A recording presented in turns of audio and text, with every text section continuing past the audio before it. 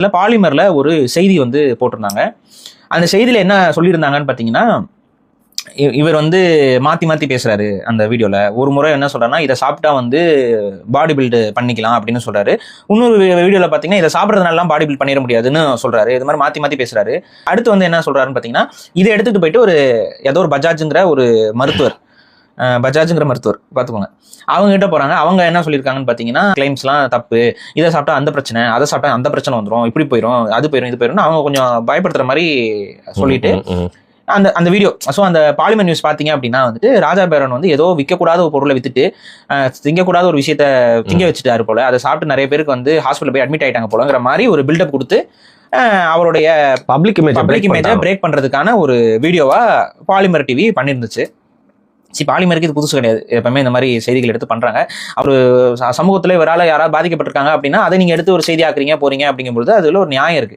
ஆனா அதை விட்டுட்டு அவர் ஒரு ப்ராடக்ட் கொடுக்குறாரு. இன்னொன்னு நம்ம விசாரிச்சதுலயும் அவர் பார்த்ததுலயும் அந்த ப்ராடக்ட்ஸ் எல்லாமே ஒரு ஃபுட் ப்ராடக்ட்ஸ். அது சப்ளிமெண்ட்ஸ் கிடையாது, அது மருந்துகளும் கிடையாது. அது எல்லாமே ஒரு விதமான உணவு. நீங்க கடலை மிட்டாய் சாப்பிட்ருக்கீங்களா? கடலை மிட்டாயில என்ன இருக்கு?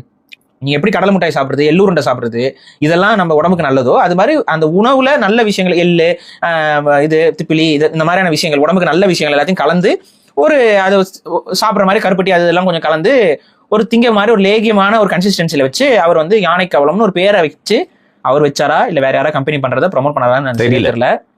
பட் அது யார் பேர்ல ரெஜிஸ்டர் ஆயிருக்குன்னு நாங்கள் போய் பார்க்கல. ஸோ அதை பார்த்தோம்னா அது அவர் கம்பெனியா அடுத்தவங்க கம்பெனியா தெரிஞ்சிடும். அதை வந்து அவர் வந்து எடுத்து இப்போ ப்ரொமோட் பண்றாரு. இப்ப அதுல வந்து அவர் ப்ரமோட் பண்ணும்போது என்ன சொல்றாரு, யானை பலம் தரும் யானை கவலம் அப்படின்னு சொல்லி ஒரு ப்ரமோஷன் பண்றாரு. உடனே இதை வந்து எடுத்துக்கிட்டானுங்க. இதை சாப்பிட்டால் எப்படி யானை பலம் வரும், ஒரு யானையுடைய பலம் என்னவென்று தெரியுமா, இப்ப எப்படி ராஜபேரன் எவ்வளவுதான் பாடி பில்ட் பண்ணாலும் யானையோட பலம் அவருக்கு வந்துருமா அப்படின்லாம் ஒரு படி மேல போய் யானையோட பலம் அவருக்கு இருக்குன்னா இனிமேல் வனத்துறை யானைகளை பயன்படுத்துறதுக்கு பதிலாக ராஜபேரனை இதெல்லாம் நீங்க ராஜபேரனை கொண்டு போய் இறக்கி விட்டுருவாங்களா அப்படின்ற மாதிரிலாம் பேச ஆரம்பிச்சிட்டாங்க. சொன்னா ஒரு பேச்சுக்கு சொன்னா அதை அப்படியே வேடா ஃபாலோ பண்ணுவீங்க.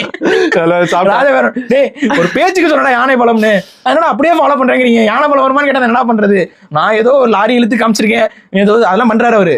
ஒரு லாரி இழுத்து காட்டுறாரு, இதெல்லாம் பண்றாரு. இது இந்த அளவுக்கு தான் பலம், இதை சாப்பிட்டா இந்த மாதிரி பலம் வரும் அப்படின்னு ஒரு பேச்சுக்கு சொல்றது. இந்த கேள்வி நம்ம கேட்கிறோம். சிங்கம் போல ஸ்ட்ரென்த் எனக்கு, அப்ப எத்தனை சிங்கத்தை கூட்டு வந்து ஆய்வு பண்ணீங்க?